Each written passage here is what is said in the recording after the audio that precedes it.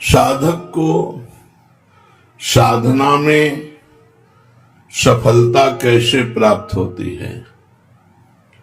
उत्तर, ये तीन बातें जिसकी साधना में होती हैं वो सफलता को प्राप्त हो जाता है। अपने साधन को सर्वश्रेष्ठ समझना, पूर्ण श्रद्धा, जो नाम मिला है, जो मंत्र मिला है, जो वाणी पाठ है, जो सेवा है, पूर्ण श्रद्धा, इससे बढ़कर कोई साधन नहीं है, ये विश्वास होना पहला। दूसरा, तत्परता, खूब प्रयास रहते कर, अधिक से अधिक नाम जप, अधिक से अधिक वाणी पाठ, अधिक से अधिक सेवा, खूब तत्परता पूर्वक, लगन पूर्वक खूब। तीसरा जो ये खास बात है, संयतेंद्रिय है, इसके बिना सब अधूरा हो जाता है। जब साधक 4-5 महीना ठीक रहे फिर भ्रष्ट हो गए, सब अनुभव नहीं होगा। ये हम बहुत सुलझी हुई बात कह रहे हैं। साधक यदि अपने इन दोषों को सुधारेगा नहीं तो पूरा जीवन ऐसे ही चला जाएगा। भगवान कृपा करें, बुद्धि शुद्ध हो, साधन में लगन होना, साधन को सर्वश्रेष्ठ मानना और अजितेंद्रिय होना, मनमानी आचरण करना, कुछ सफलता नहीं मिलेगी। बहुत तस्मात् शास्त्रम प्रमाणम ते कार्याकार्यो व्यवस्थित हो। इसलिए ये पॉइंट बहुत जरूरी है। संयतेंद्रिय, बिल्कुल निर्दोष जीवन होना चाहिए। अंदर हमारे कमियां हैं लेकिन हम बाहर कोई भी ऐसी हरकत नहीं होने देंगे। कोई नशा नहीं, कोई व्यभिचार किसी तरह का अष्टमैथुनों में नहीं, किसी बाहरी संग नहीं, बिल्कुल पवित्र जीवन। तो बहुत जल्दी साधना का लाभ आपको मिलने लगेगा। बहुत उच्च कोटि की साधना और एक दोष अनुभव नहीं होगा। लिख लो हमारी बात। कोई एक दोष, जनेन्द्रिय रसेन्द्रिय, कोई एक दोष है, अनुभव नहीं होने देगा। पूर्ण रूप से बिल्कुल पैक कर लो अपने साधन को, कहीं से छीण ना होने पावे, तो आपको अनुभव हो जाएगा। साधक यही असावधान रहता है, दिन भर भजन किया, 10-20 मिनट मनोरंजन कर लेते हैं। नहीं, वो 10-20 मिनट तुम्हारे 24 घंटे के भजन के ऊपर पर्दा डाल देगा, अनुभव नहीं होने देगा। इसलिए बहुत सावधान, ये हम अपने हृदय की बात कह रहे हैं कि अगर आप साधन कर रहे हो तो अपने साधन को बचाना भी सीखो, उसको लुटाओ मत, गलत जगह मत लुटाओ। किसी को पीड़ित देख रहे हो, दुखी देख रहे हो, फिर प्रार्थना कर दो, अपना भजन दे दो, चलेगा। लेकिन इंद्रियों की गुलामी में भजन को छीन कर देना है, बिल्कुल अनुभव नहीं होगा बहुत लंबे समय तक, और आपको साधन में अश्रद्धा हो जाएगी और तत्परता तो रह ही नहीं सकती है। जितेंद्रीय पुरुष तत्पर नहीं रहता। सबसे बड़ा दोष होता है कि जब हमसे गलती होती तो हमें अपने साधन पर अविश्वास हो जाता है, और जो संयतेंद्रिय नहीं है उसकी दिनचर्या एक जैसी कभी चल ही नहीं सकती। ये पहचान है। एक जैसी दिनचर्या संयत इंद्रिय वाला, संयतेंद्रिय, तब ज्ञानम लब्ध्वा पराम शांति मचरेणाधिगच्छति। श्रद्धावान लभते ज्ञानम तत्परा संयतेंद्रिय। दो साधन तो इसमें स्पष्ट प्रकट हो गए, तत्परा, संयतेंद्रिय और श्रद्धा। अपने साथ तीनों बातें इसमें आ गई। अपने साधन पे पूर्ण श्रद्धा सर्वश्रेष्ठ समझना और तत्परता पूर्वक, लगन पूर्वक साधन को करना, और साधन में कोई छिद्र न रहने पावे। जैसे आप वैरागी हैं तो किसी माता बहन से किसी तरह संबंध न होने पावे। माता बहनों को चाहिए कि किसी तरह पुरुष से संबंध न होने पाए, किसी भी तरह। अगर आपने इस आज्ञा का उल्लंघन किया तो नष्ट हो जाओगे, और जब नष्ट हो गए तो न मन लगेगा तुम्हारा साधना में, न भजन में, बिल्कुल नहीं लगेगा। और ऐसे रोज उत्साह बढ़ता चला जाएगा। देख लेना, कुछ दिन जब तक पाप नष्ट होते हैं तब तक आनंद नहीं मिलता, नहीं फिर जब आनंद मिलने लगता है, निष्पाप हृदय हो जाता है, फिर क्या कहना, फिर तो कोई रोक ही नहीं सकता परमार्थ में। तो साधन सिद्ध होने में सबसे बड़ा योग है संयत इंद्रिया का। श्रद्धा और तत्परता है तो जरूरत है ही, लेकिन ये होते हुए भी यदि अजितेंद्रिय है तो अनुभव नहीं होगा। साधन कम हो रहा है लेकिन संयतेंद्रिय है तो बहुत जल्दी लाभ मिल जाएगा। इस पर जरूर ध्यान दिया जाए। संयतेंद्रिया में हर इंद्री का संयम है। श्रवणेन्द्री, घ्राणेन्द्री, नेत्रेंद्री, रसेंद्री, जनेन्द्री, खास करके दो में बिगड़ता है साधक, रसेंद्री और जनेन्द्री में। अगर रसेंद्री ठीक है तो फिर जनेन्द्री का शासन कर सकते हो, और रसेंद्री ठीक नहीं तो जनेन्द्री का शासन नहीं कर सकते हो। रसेंद्री ठीक है और जनेन्द्री का कुसंग हो रहा है तो भी नहीं बच पाओगे। 5 मिनट हम हंस करके बात कर लेते, 5 मिनट में तुम्हारा सब काम हो जाएगा। तुम्हारे चित्त का अपहरण हो जाएगा, तुम्हारा ध्यान खिंच जाएगा, तुम्हारी मानसिकता बिगड़ जाएगी, तुम्हारे अंदर काम वेदना जागृत हो जाएगी, इतनी असहनीय हो जाएगी कि आप भ्रष्ट हो जाएंगे। ये हम बातें नहीं कर रहे हैं, बिल्कुल यथार्थ कह रहे हैं। चाहे जितने तुम प्रवीण हो, तुम्हारी बुद्धि को भ्रष्ट करके और कुमार्गगामी प्रक्रिया करा न दे माया, तो फिर माया क्या है? इतनी बलवती, इसलिए शास्त्र की आज्ञा का उल्लंघन कदापि नहीं। पूरे जीवन भर जिनको सेवा दी गई है उनके ऊपर भगवान का सुदर्शन चक्र है, वो बुद्धि सुधारेंगे। साधन को चौपट करने का बिल्कुल सरल उपाय है, इधर उधर ताक झांक शुरू कर दो, तुम्हारा साधन चौपट। अब तुम्हारा एकांत में चिंतन उसी का बनेगा। साधक चाहे स्त्री साधक हो चाहे पुरुष साधक हो, जब तुमने जीवन को भगवान को अर्पित किया है तो एक बार निराशा अपने मन में डाल लो, मुझे जीवन में कभी पुरुष संयोग नहीं करना, ना हस्तमैथुन करना है, ना किसी प्रक्रिया को स्वीकार करना है। ऐसे ही मुझे जीवन में कभी स्त्री संयोग नहीं करना, ना किसी प्रकार की कोई प्रक्रिया करनी। अजितेंद्रीय पुरुष को सफलता कभी मिलती ही नहीं परमार्थ में। इसलिए बहुत संयम, बहुत संयम, और यही संयम तुम्हारी तपस्या बनेगी, और यही तपस्या भगवान की प्राप्ति कराएगी। तास्तितिक्षस्व भारत, ये आने जाने वाले विकार हैं, और ये तभी विकार हावी होते हैं, हमने देखा है, जब भोजन गलत हो जाएगा या संग गलत हो जाएगा, तभी विकार हावी होते हैं। भोजन और संग, ये दो अगर बिगड़ गए तो साधना को चौपट कर देंगे। इसीलिए थोड़ा जबान संभाल के खाओ और दिमाग होश रखकर संग करो। ये कोई एक सौभाग्य का विषय नहीं कि स्त्री मिल जाए या पुरुष मिल जाए या खान पान के, मारा घूम रहा संसार इसी में। तुम सौभाग्यशाली हो जो इसके त्यागी हो, इसका त्याग कर रहे हो, ये तुम्हारा सौभाग्य है। ये सौभाग्य नहीं कि कोई स्त्री मिल जाए या किसी स्त्री को पुरुष मिल जाए भोगने के लिए, नरकी गतियों में भी ये मिलता है, ये तो हर जीव भोग रहा है। धन्य है वो काछवाच मल निश्चल राखे, धन धन जननी तेरी रे। धन्य है वो, उसकी मां धन्य है जिसका काछ जनेन्द्री पवित्र, वाकेंद्री पवित्र और मन पवित्र। जो लंगोटी का पक्का, जबान का पक्का, मन का पक्का।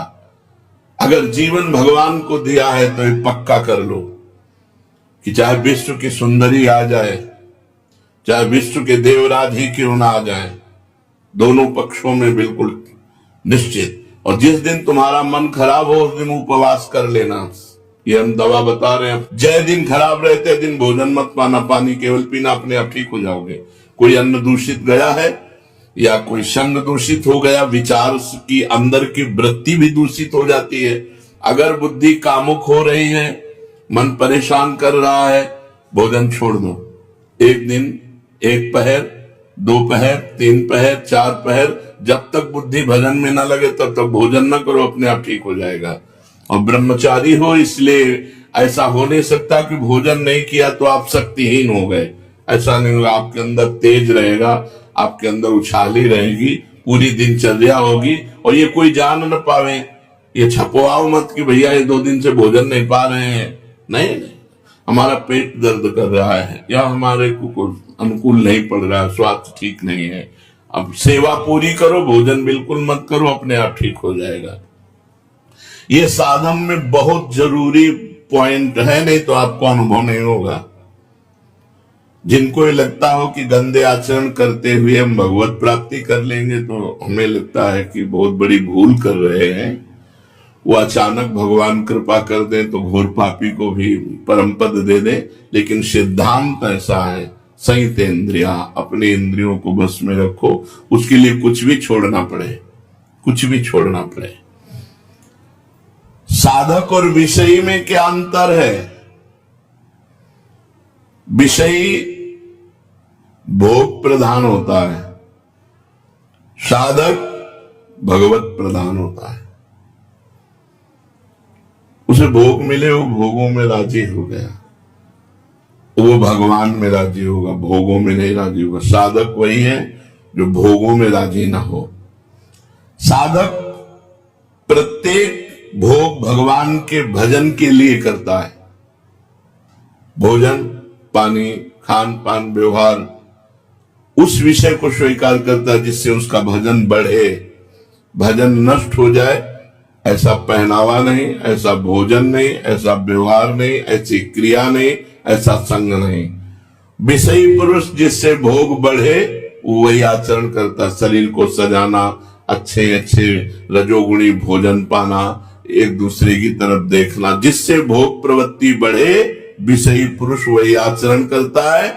और जिससे भजन प्रवृत्ति बढ़े वही साधक है जो भजन प्रवृत्ति बढ़ाने वाला आचरण करे। प्रत्येक कर्म भगवान के लिए करे, प्रत्येक कर्म का फल भगवान के सिवा जिसके जीवन में नहीं वो साधक, और जो प्रत्येक कर्म भोग के लिए करे, प्रत्येक कर्म का फल भोग, वो विषयी पुरुष है। साधक अपने को कैसे जाने कि मैं सही चल रहा हूं? साधक अपने को कैसे जाने कि मैं सही चल रहा हूं?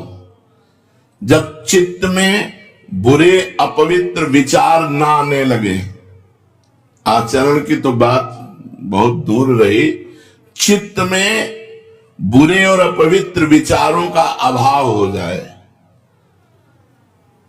जीवन में विनय आ जाए,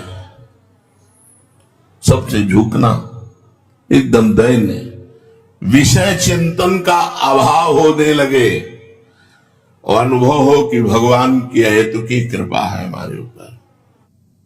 शांति, एकाग्रता, आनंद, संतोष, समता और प्रेम ये बढ़ने लगते हैं। जब साधक की साधना सही चलती है तो उसके चित्त में विषय चिंतन नष्ट हो जाता है। विषय चिंतन ही नहीं होता तो क्रिया की बात क्या? तब उसके हृदय में क्रमशः शांति, एकाग्रता, आनंद, संतोष, समता, प्रेम ये जागृत हो जाते हैं। यही साधना की सफलता है। बड़ा डर लगता है अच्छे अच्छे साधकों को भ्रष्ट होते देख करके।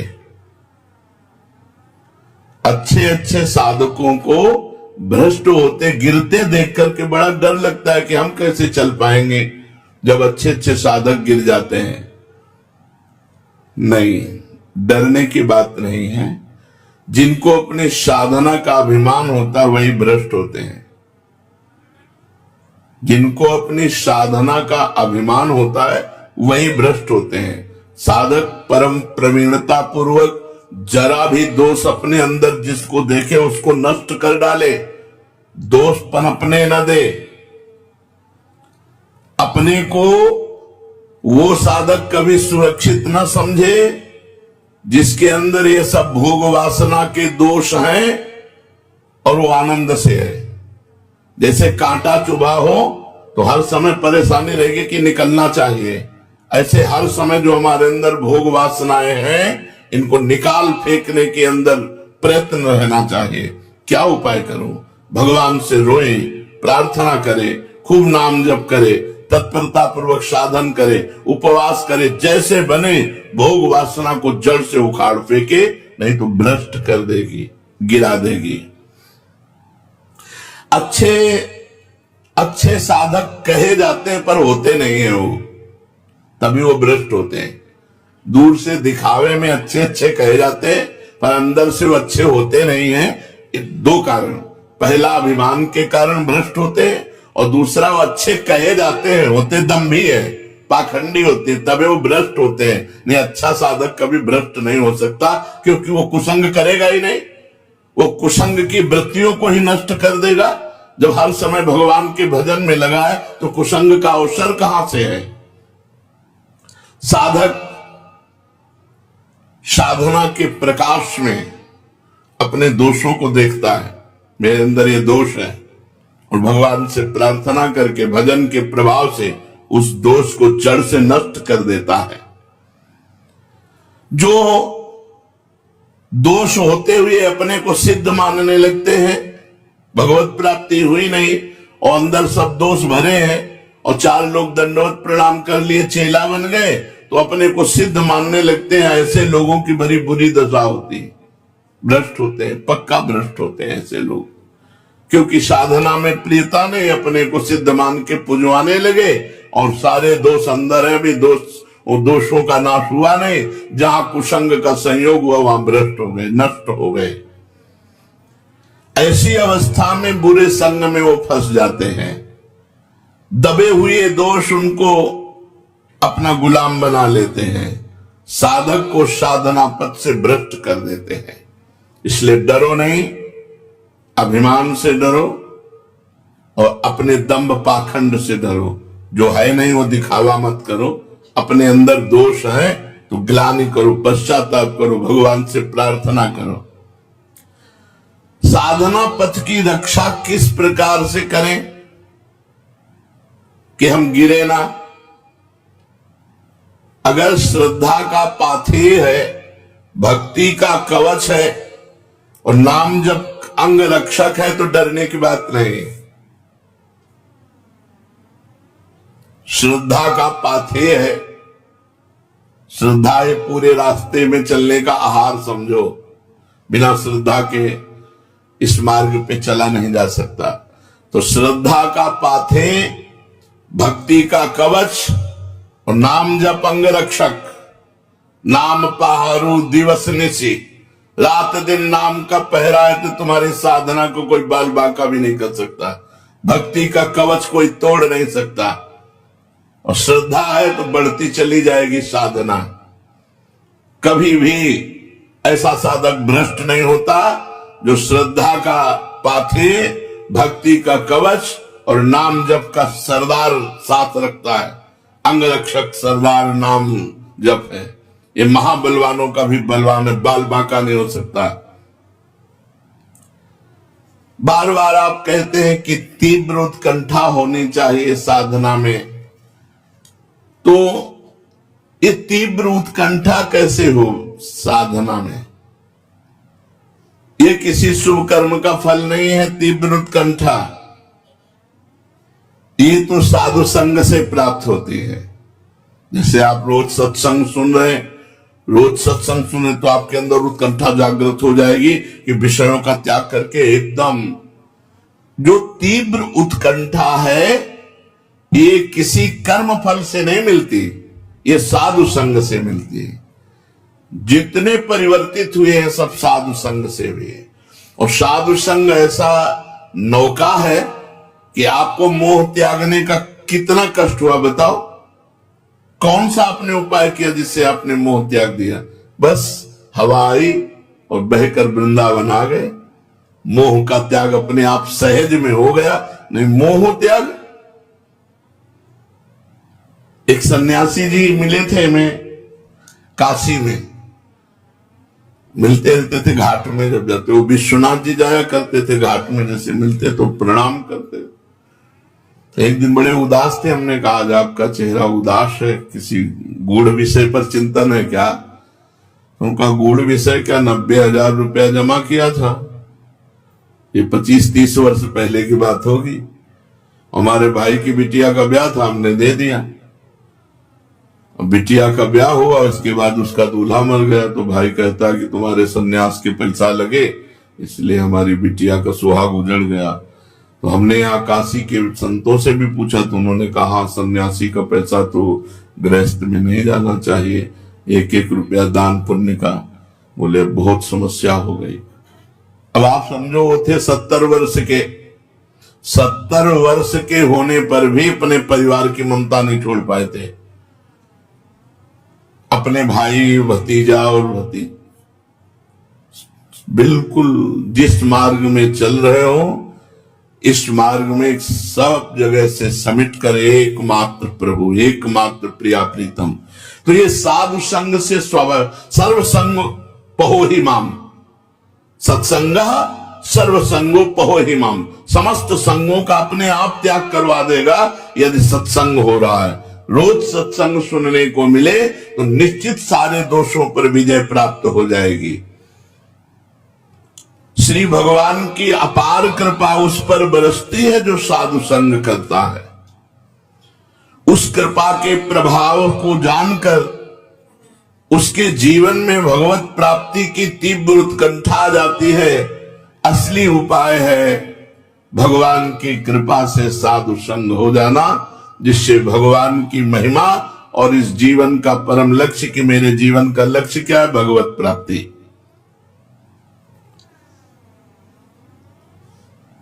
साधना में क्या मापदंड रखें कि मेरी चाल धीमी चल रही है या मेरी चाल उत्तम चल रही है?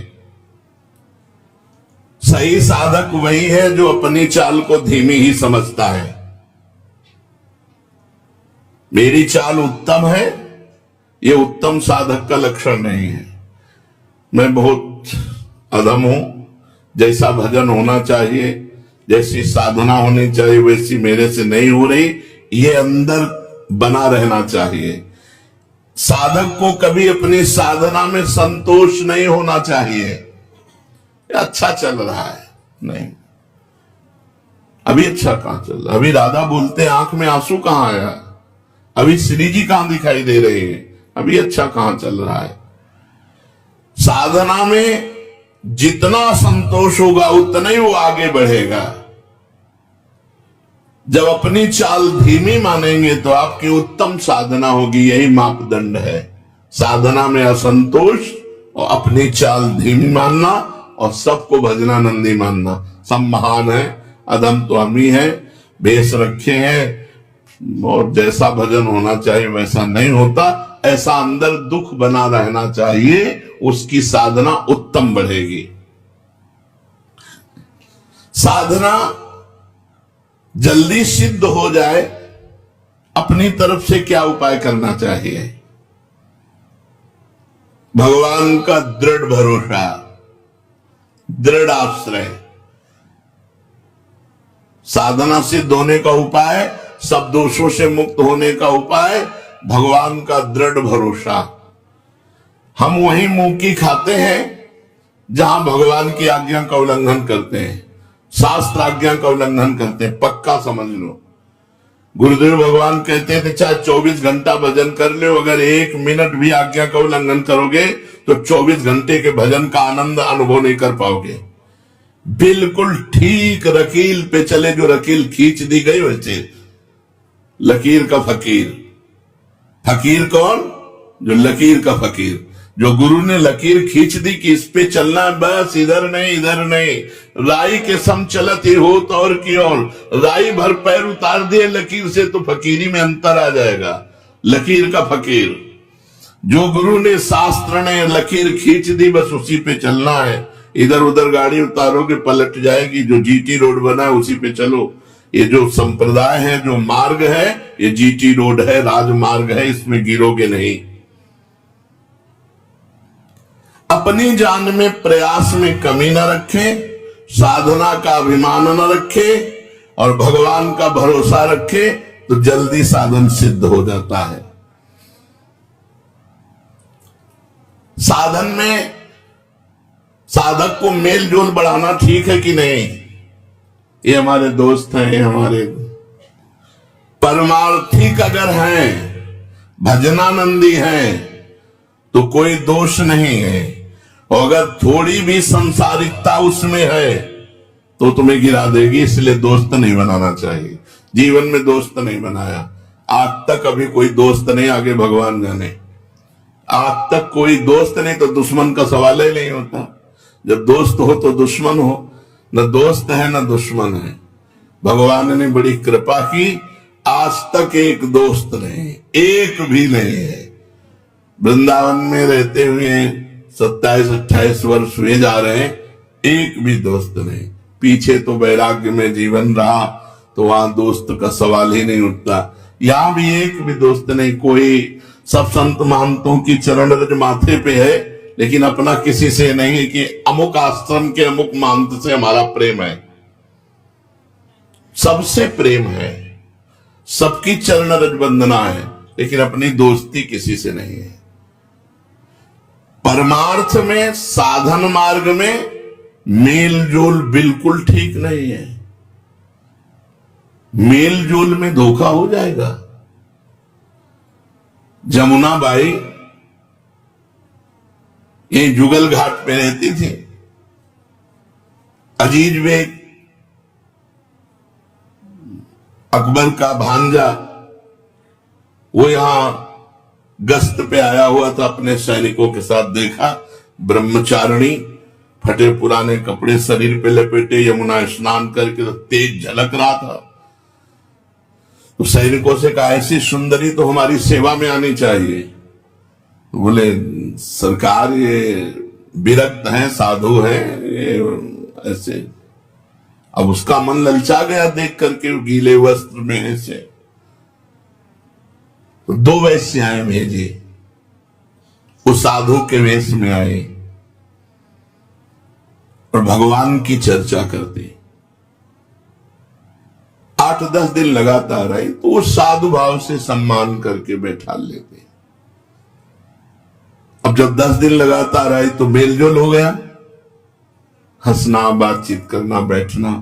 वो 2 दिन फिर नहीं आई, फिर तीसरे दिन अगले दिन आई तो पूछना बनता है ना कि आप 2 दिन नहीं आई। तो उनका हमारे यहां एक बहुत बड़े साधु आए हैं, उनकी सेवा में आप दर्शन करेंगे।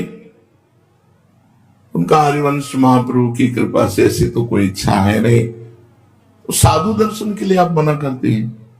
चलिए ना, बहुत अच्छे साधु है, आपको आनंद मिलेगा। उनका चलो महाप्रभु का आदेश है, श्याम श्यामा पद कमल संग सिरनायो।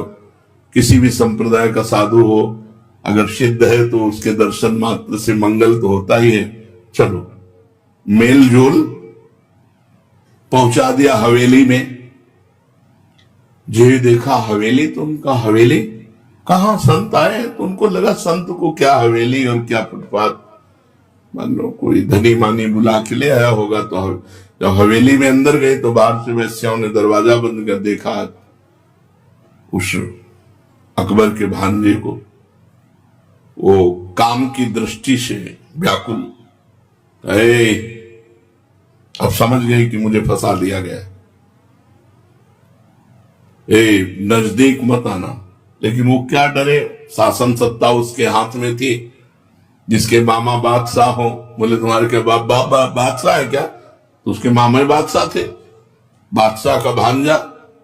जो ही आगे बढ़ा तो आंख मूंद लिया और कहा श्री हरिवंश, श्री हरिवंश, श्री हरिवंश। तो बबर से बीच में प्रकट हो गया, दहाड़ मारी, उनका पैजामा गीला हो गया, बेहोश हो गए। और अंतर ध्यान, ये देखो भागवतिक शक्ति, उनको आना नहीं पड़ा, दरवाजा नहीं खुलवाना पड़ा।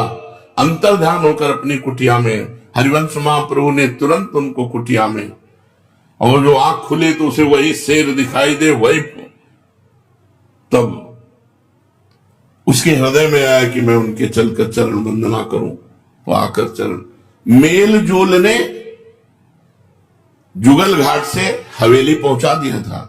हो सकता है जिसे तुम संत समझ रहे हो, जिसे तुम अपने साध्वी मित्र समझ रहे हो, वो तुम्हें गलत जगह फंसा दे। इसलिए बिल्कुल किसी से मेल जोल नहीं।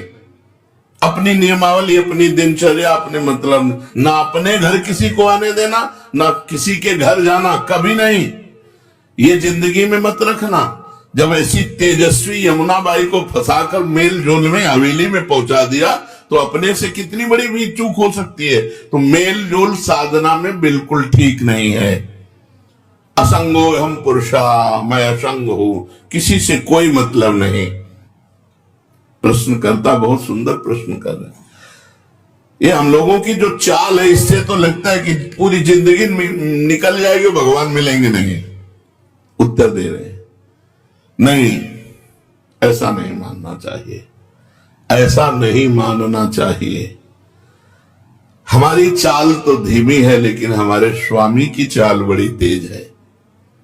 भगवान की चाल बड़ी तेज है। भगवान गरुड़ से भी तेज चलते हैं।